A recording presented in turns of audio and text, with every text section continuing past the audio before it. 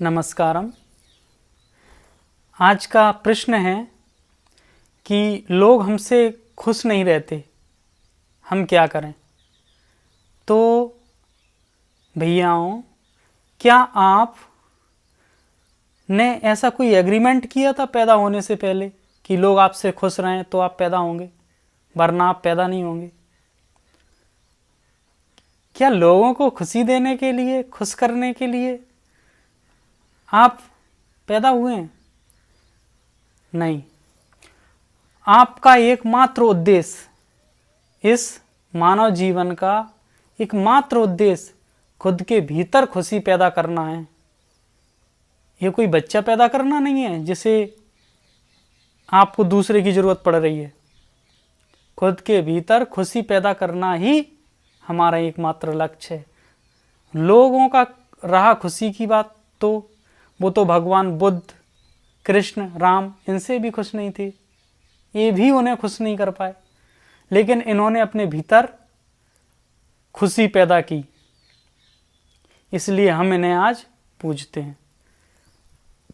तो लोगों को कोई खुश नहीं कर सकता क्योंकि वो खुद ही खुश नहीं है, और दूसरों से ये खुशी पाने की चाहत कि दूसरे खुशी कर देंगे, इसी ने ये सब मंदिर, मस्जिद, धर्म, धर्मात्मा, महात्मा सब इसी चाहत ने खड़े कर दिए, दूसरों द्वारा खुशी पाने की चाहत। और ये दूसरों से खुशी पाने की चाहत हमें गुलाम बना देती है।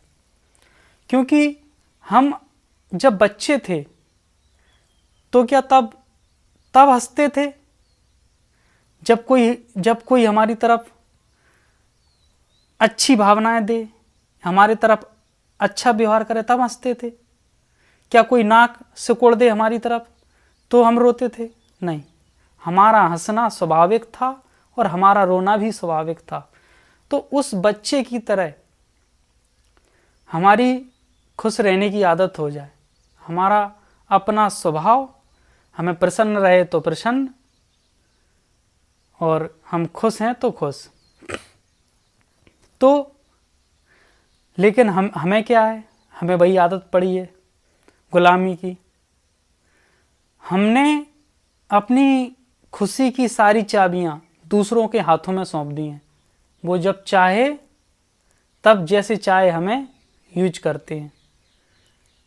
हमने अपना सारा रिमोट कंट्रोल दूसरों के हाथ में दे दिया, और उन्हें हमारे सारे बटन पता हैं कि किससे हमें किस बटन को दबाने से क्रोध आता है, किस बटन को दबाने से हमारे अंदर बेचैनी बढ़ती है, किस बटन को दबाने से लोभ जगता है। सारे बटन हमें पता है, और वो दिन भर कोई ना कोई बटन दबाते रहते हैं और हम उनके इशारों पर नाचते रहते हैं। तो ऐसा जीवन क्या इंसानी जीवन है? क्या ये आज़ादी है? ये बहुत बड़ी गुलामी है, इससे बड़ी कोई गुलामी नहीं है। मानसिक गुलामी सबसे बड़ी गुलामी है, और हम अपनी आदतों के गुलाम बन गए हैं। और लोग थोड़ी सी, किसी ने हमारी वंदना कर दी, खुश हो गए, खुशी की तरंगें भीतर दौड़ गईं।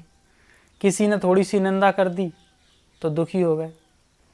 लेकिन हमारा जो मूल उद्देश्य है, जो हमारा स्वभाव है, वो प्रेम, आनंद और मौन है, और वो हमारे भीतर है।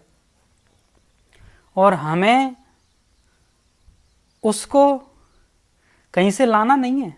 लाई वो चीज़ जाती है जो हमारे पास हो नहीं, बस हमें उसके होने का होश नहीं है। हम एक राजा की संतान हों और भिखारियों के साथ रहते हम भूल गए हों कि हम किसी राजा की संतान हैं, लेकिन कोई हमें याद दिलवा दे,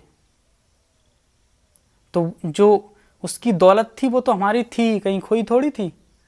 ऐसे ही जो हमारे पास दौलत है प्रेम आनंद की, वो कहीं नहीं खोई है, हमारे पास ही है। लेकिन हम जो भिखारी बने डोल रहे हैं, इसका कारण है कि हम भूल चुके हैं कि हम किसी राजा की संतान हैं। तो हमारे पास जो अमूल्य निधि है हम उसे भूल चुके हैं, और दूसरों द्वारा मिलने वाली ये जो खुशी है, खुशी नहीं है, ये खुशी का भ्रम है जिसमें हम पूरा जीवन काट देते हैं और उसी के पीछे भागते चले जा रहे हैं। कभी चाहते हैं कि पत्नी सुख दे दे, कभी चाहते हैं पत्नी से जब टाइम हो गया उसने सुख नहीं दिया, फिर और बच्चे सुख, फिर बच्चों से सुख नहीं मिला, फिर नाती पोते सुख। इसी तरीके से पूरा जीवन का चक्र चलता रहता है और खुशी पाने की चाहत में हम समय को गंवाते चले जाते हैं। तो कोई दूसरा खुश नहीं कर सकता, हम अपनी खुशी के मालिक स्वयं बने, और इससे बड़ी मालकियत कोई दूसरी नहीं। जग जीता तो क्या जीता, भगवान बुद्ध ने कहा था जग को जीत लिया तो कोई जीत नहीं हुई, लेकिन यदि मन को जीत लिया तो सबसे बड़ी जीत हुई। तो हमें अपने भीतर काम करके दूसरों से सारा ध्यान हटा करके, कोई हमें हंसा देगा, कोई हमें खुश कर देगा, कोई हमें दुखी कर देगा, हम जितनी खुद की हानि कर सकते हैं अपने खिलाफ काम करके, उतना कोई दूसरा हमारी हानि नहीं कर सकता। इसलिए दूसरों पर ध्यान नहीं देना है, खुद पर काम करना है। धन्यवाद।